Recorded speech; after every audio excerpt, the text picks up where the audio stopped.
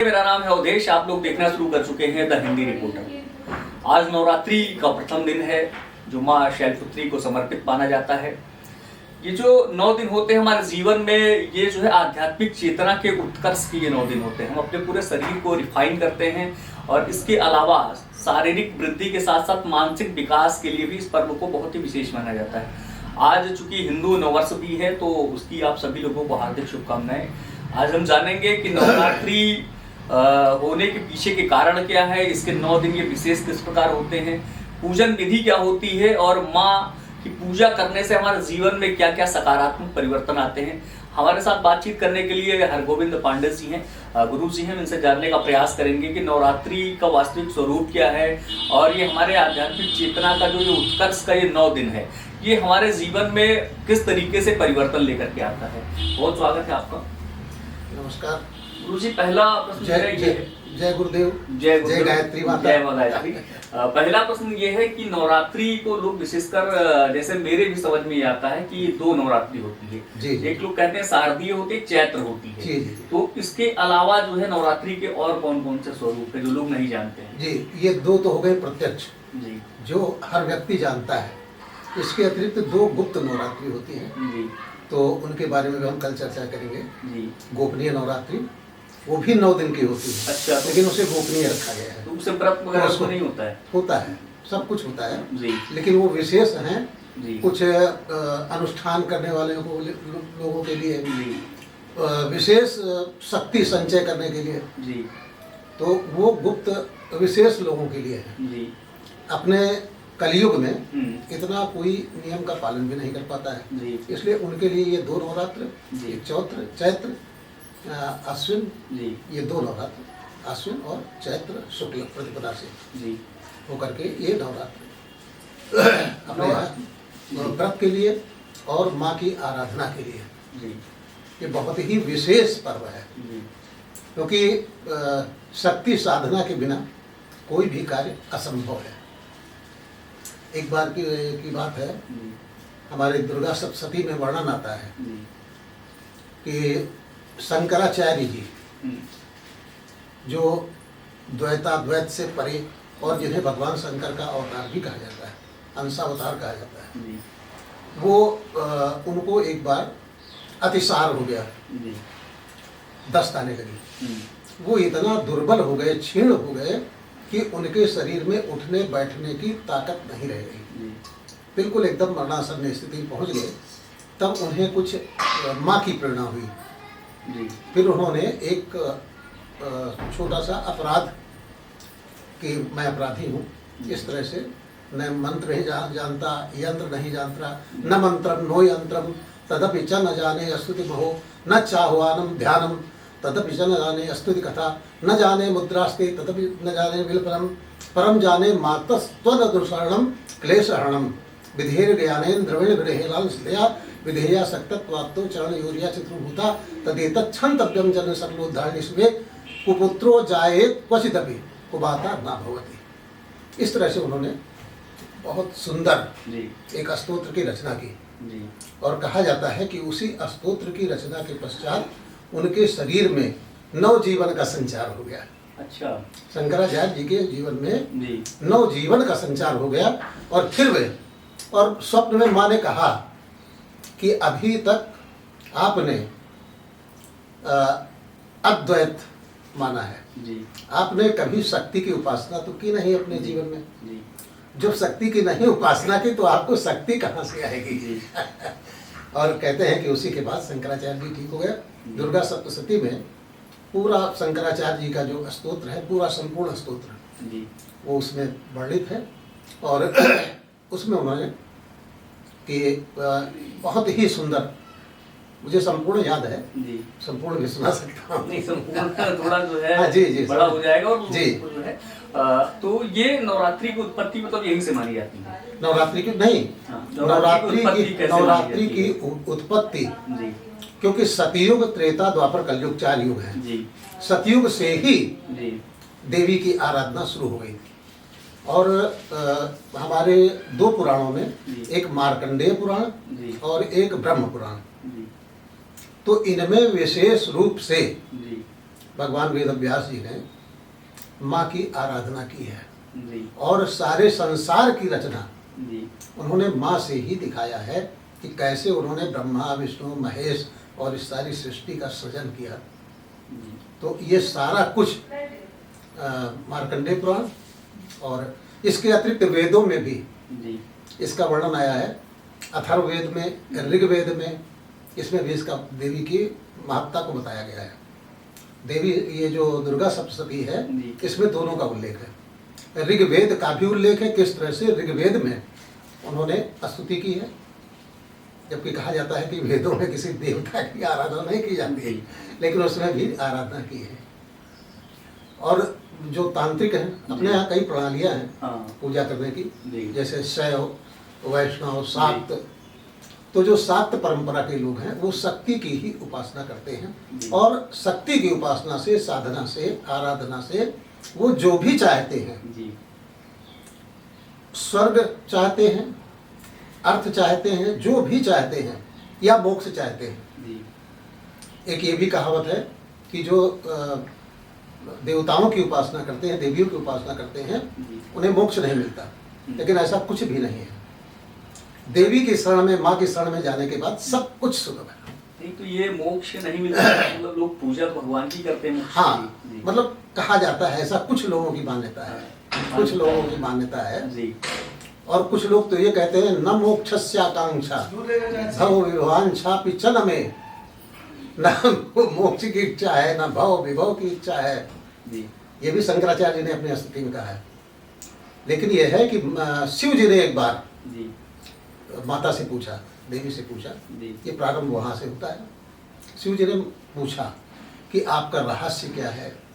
तो उस समय माँ ने ईश्वर को बताया, यानी भगवान शिव को बताया कि ये सारा संसार जो देख रहे हैं, ये जो सारा संसार मेरा ही रचा हुआ है। जी मैं ही अणु अणु में, कण कण में विराजमान हूँ। जी तो ये वहाँ से शुरू होता है। उसके बाद में एक बार मेधा ऋषि के आश्रम में जी। एक राजा सुरथ पहुँचते हैं जी और सुरथ के साथ कुछ छल हुआ। उनके जो मंत्री थे उन लोगों ने षड्यंत्र पूर्वक उनका सारा धन, वैभव, ऐश्वर्य जो कुछ भी था वो छल पूर्वक कपट करके और इनको निष्कासित कर दिया राज्य से। अच्छा ऋषि उन्हीं के लोगों ने जी धोखा दे करके राजा सुरथ को। जी जी तो राजा सुरथ फिर जब पदच्युत हो गए जी तो ये पहुंचते हैं मेधा ऋषि के आश्रम में। जी कि मेधा ऋषि से उन्होंने बताया और उसी में एक प्रकरण आता है। कुछ समय पश्चात वहाँ एक समाधि नाम वैश्य, समाधि नाम का एक वैश्य वहाँ पहुँच गया जी मेधा ऋषि के ही आश्रम में, जहाँ राजा थे पहले से। जी उसने भी अपनी सेम कथा, जी इसी तरह की कथा उसने भी मेधा ऋषि के सामने रखी। जी तो उन्होंने फिर मेधा ऋषि ने कहा कि अभी देखो, तुम्हारी ही तरह की समस्या को लेकर के ये राजा सुरथ यहाँ आए और मैंने इनको जो बताया वही आपको बता रहा हूँ। तो उस समय मेधा ऋषि ने बताया कि देखो, तुम एकमात्र देवी की शरण में चले जाओ, शरणागत हो जाओ, समर्पित हो जाओ और पूर्ण समर्पण के साथ उनका ध्यान करो, उनकी पूजा करो और तुम जो कुछ भी चाहते हो इस लोक में फिर से तुम्हारा राज्य वापस आएगा, भव विभव सब कुछ आपका वापस आ जाएगा और उसके पश्चात तुम्हें मोक्ष की प्राप्ति होगी। तो मेधा ऋषि के द्वारा ज्ञान प्रदान करने पर उन दोनों को, राजा सुरथ को भी और राजा वैश्य, समाधि नाम के वैश्य को, दोनों को सब कुछ यहाँ दुनिया में जो कुछ है सारे भोग भोगने के बाद उन लोगों को। तो इस तरह से 9 दिनों तक उन लोगों ने आराधना की थी और तभी से ये 9 दिनों तक देवी की आराधना की पद्धति प्रारंभ हुई। इसके अतिरिक्त त्रेता युग का एक वर्णन आता है। भगवान राम जब रावण से युद्ध, चूंकि रावण भी महाशक्तिशाली था, यह जानते हैं, अपने सिर काट काट करके उसने भगवान शिव को अर्पित किया, महान शक्तिशाली था और वो हार नहीं रहा था क्योंकि वो भी शिव का भक्त था और देवी का भी साधक था। जी।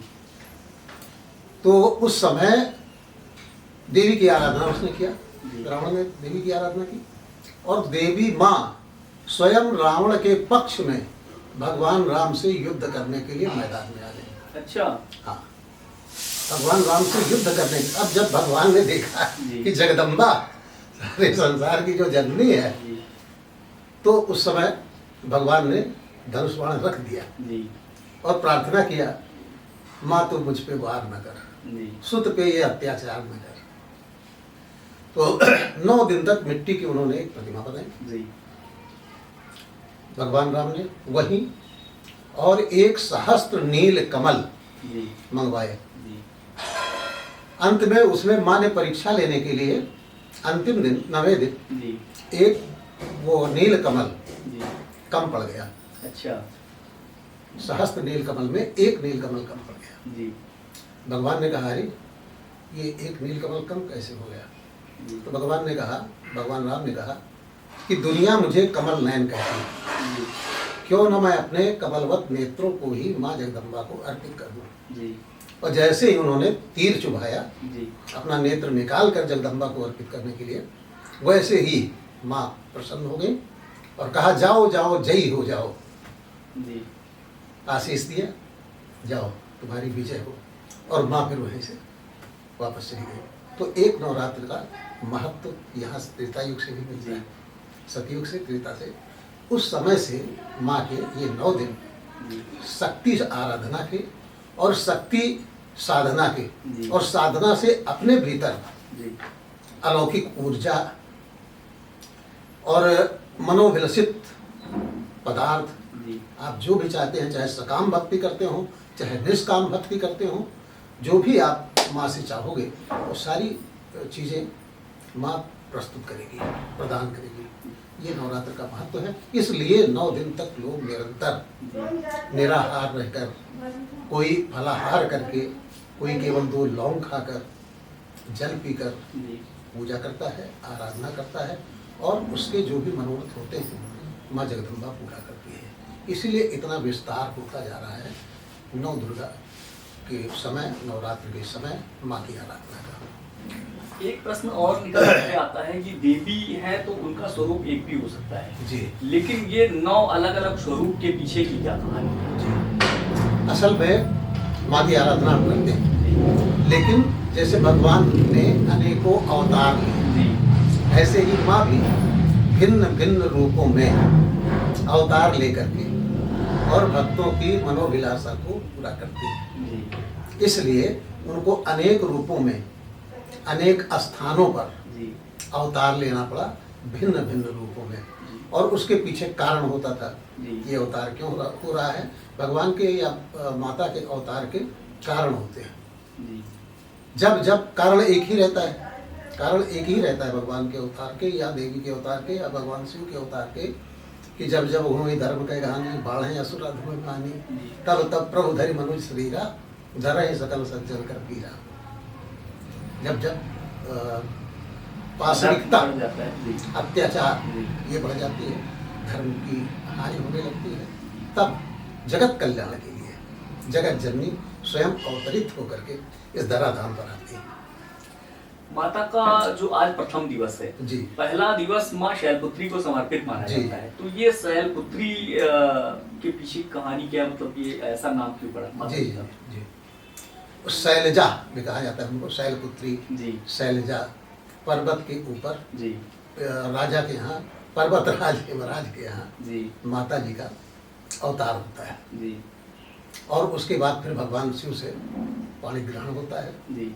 और चूंकि ऐसी अपने पुराणों में कथाएं आई हैं जी।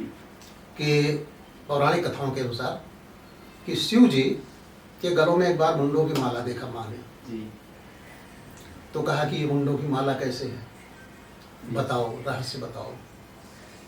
तो भगवान शंकर ने कहा कि ये जितने भी मुंड माल हैं ये सब आपके हैं, जी। और आप मुझसे अलग हो ही नहीं सकती हो, जी। इसलिए आपको मैंने अपने जब जब आपका इस धराधाम से गमन होता है, जब भी, हाँ, जी। तो मैं उन मुंडों की माला अपने शरीर में धारण करता हूँ। अच्छा, इसके पीछे का तो ये इस- भी एक रहस्य है, माला ये- जो है हाँ, कि लोग ये कम जानते हैं, उनको लगता है कि भगवान अवरदानी है इसलिए माला डाल नहीं, करके घूम रहे हैं। वो जो भी माला है जी। वो माता की ही मुंडमाल है, जी, माता की ही मुंडमाल है। ये एक अलग से और ये जो काली जी के गले में मुंडों की माला देखते हैं जी वो असुरों की मुंडों की माला है। जी असुरों का रक्तपान उन्होंने किया, माँ काली ने, माँ चंडिका ने, जी तो उनके सर काट काट करके उन्होंने उनके मुंडों की माला धारण की। तो मुहूर्त क्या है यदि जी। कोई पूजा करना चाहे, जी। और पूजन विधि क्या होनी चाहिए? जी, पहले दिन जी नवरात्र के प्रथम दिवस पर अपने ही घर में जी कलश की स्थापना करनी चाहिए। कहीं सबके घर में कोई ना कोई एक पूजा का स्थान होता है, जी तो जो भी आपके घर में पूजा का स्थान है उसको एक दिन पहले ही स्वच्छ करके, साफ करके और साफ सफाई करने के बाद उसमें एक चौकी रख दीजिए, जी उस पर कलश की स्थापना कर दीजिए। कुछ ऊनी कपड़ा हो जी या कंबल हो, वो बैठने के लिए, अपने बैठने के लिए, आराधना के स्थान पर जी बैठने के लिए। और माँ का जो चौकी है उस चौकी के ऊपर भी अपने सामर्थ्य के अनुसार कोई कपड़ा डाल दीजिए, ना कुछ हो तो तौली ही डाल दीजिए, जी और एक माँ की कोई तस्वीर, फोटो लगा दीजिए, रख दीजिए चौकी पर। और वहीं एक किनारे कलश की स्थापना कर दीजिए। जी कुछ लोग नीचे भी स्थापना कर देते हैं, बालू रख देते हैं नीचे, उसमें जौ बो देते हैं जी और उसमें पानी डालते रहते हैं जिससे वो जौ अंकुरित हो जाता है। जी तो इस तरह से पहले दिन माँ की प्रतिमा को स्थापित करके, कलश का स्थापन करके, जी यदि व्यक्ति पढ़ा है, जी संस्कृत पढ़ सकता है, तो उसे दुर्गा सप्तशती का पाठ करना चाहिए। जी अगर नहीं पढ़ा है तो केवल समर्पण मांगती है माँ, जी शरणागति मांगती है माँ। जी कोई उन्हें न धन चाहिए, न पैसा चाहिए, न रुपया चाहिए। जी यदि आप विधि विधान से करना चाहते हैं और पढ़े लिखे हैं जी तो आपको खुद इस समय जो गीता प्रेस गोरखपुर की जी पुस्तक आती है दुर्गा सप्तशती, जी उसमें संपूर्ण विधि बताई गई है। तो स्थापित करके और उसके बाद पूजन की जो भी सामग्री हो, पंचोपचार पूजन जी या और अधिक हमारी सामर्थ्य है तो हम अपने अनुरूप जी और पूजा की सामग्री बढ़ा सकते हैं। और सबसे पहले पवित्रीकरण कर लें, जी आचमन कर लें, जी शिखा बंधन कर लें, जी माथे पर तिलक धारण कर लें, शिवम भूत्वा शिवम यजेत। जी और उसके बाद माँ का ध्यान करें। जी माँ का ध्यान करने के बाद फिर कवच अर्गला कीलक, जी ये उस शुरुआत में ही दुर्गा सप्तशती में आता है, कवच अर्गला कीलक। और उसके बाद में नवार्ण मंत्र, जी इसका जप करके, नवार्ण मंत्र के जप से पहले करन्यास, अंगन्यास ये सब किया जाता है। जी फिर ध्यान करें और ध्यान करने के बाद दुर्गा सप्तशती का पाठ प्रतिदिन तो 13 अध्याय पाठ करें। यदि 13 अध्याय पाठ करने का समय नहीं मिल पाता है व्यक्ति के पास, जी तो वो 1 2 1 1 2 1 4 2 1 2 जी इस तरह से 7 दिन में पूरा कर सकते हैं। 1 2 1 4 2 1 2 जी अध्याय करके 7 दिन में दुर्गा सप्तशती का पूरा पाठ कर सकते हैं जी। समय अभाव में। और यदि हमारे पास समय है तो हम 13 अध्याय पढ़ लेते हैं। उसके बाद क्षमा आराधना माँ से, और अगर पढ़े हैं या नहीं पढ़े हैं जी तो आप चाहें तो किसी ब्राह्मण को भी, योग्य ब्राह्मण को बुला करके अपने घर में जी देवी का पाठ करवा सकते हैं। हमारे पास समय अभाव है, जी हम अधिक व्यस्त रहते हैं, तो किसी विद्वान ब्राह्मण के द्वारा भी घर में पाठ कराया जा सकता है। तो इस प्रकार 9 दिन तक पाठ करने के बाद जी फिर हवन होता है। अंतिम दिन अंतिम दिन जी हवन कर दीजिए और देवी जी से क्षमा प्रार्थना के साथ, आप चाहे कोई अभिलाषा के साथ कर रहे हो तो अपनी अभिलाषा उनसे कह दीजिए, जी माँ मैं ये चाहता हूँ। और यदि आप पूर्ण समर्पण भाव से माँ की पूजा करते हैं जी तो निश्चित है कि आपका मनोरथ अवश्य पूरा होगा। जगदम्बा कृपा अवश्य करेगी, क्योंकि वो माँ है।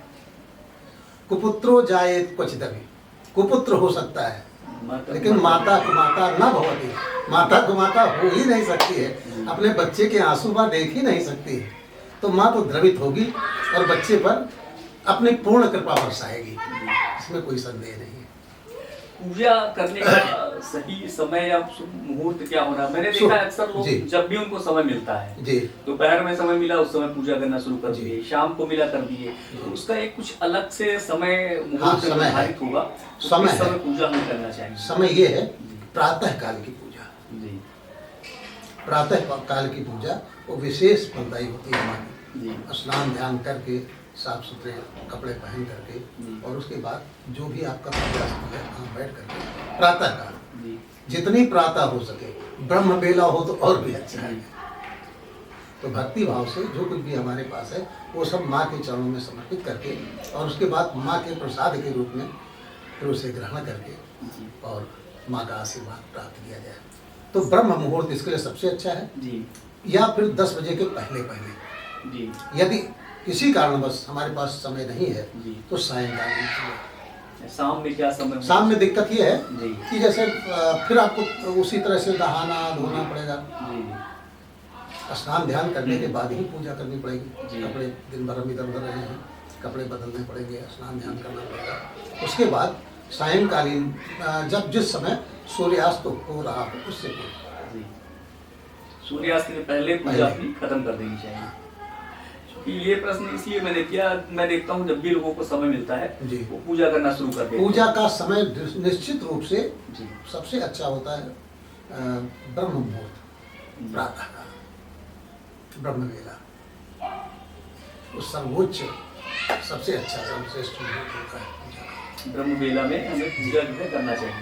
और यदि मान लीजिए किसी के पास समय नहीं है गुरुजी, सायंकाल और बहुत व्यस्त है अपने जीवन में, जी। तो उसके लिए मतलब क्या सरल और आसान उपाय क्या है, किस तरीके से माँ की वो पूजा करें? जैसे हाँ। मान लीजिए कोई काम करने वाला जी, जी, अधिकारी है जी। और वो चाहता है कि हम माता का जो है आशीर्वाद प्राप्त करें, तो उसके लिए क्या है? उसके लिए सबसे सरल ये है अपने घर में पूजा का स्थान जरूर बनाओ जी। 9 दिन तक के लिए। जी और वो कुछ नहीं, कहा गया एक घड़ी आधी में पुनियाद। जी तो जो भी समय उनके पास मिल जाए जी तो उस समय में बस केवल माँ के सामने नतमस्तक होकर के शरणागत हो करके और जो कुछ भी उनके पास हो उसे समर्पित करके कि सब कुछ आप ही का है, और उसके बाद उसे माँ का प्रसाद समझ करके ग्रहण करें, शरणागत हो जाए। भक्ति भाव से अगर आप क्षण भर भी माँ की आराधना करते हैं तो रो लेते हैं माँ के सामने, उतना ही माँ को रिझाने के लिए पर्याप्त है, उतना ही पर्याप्त है।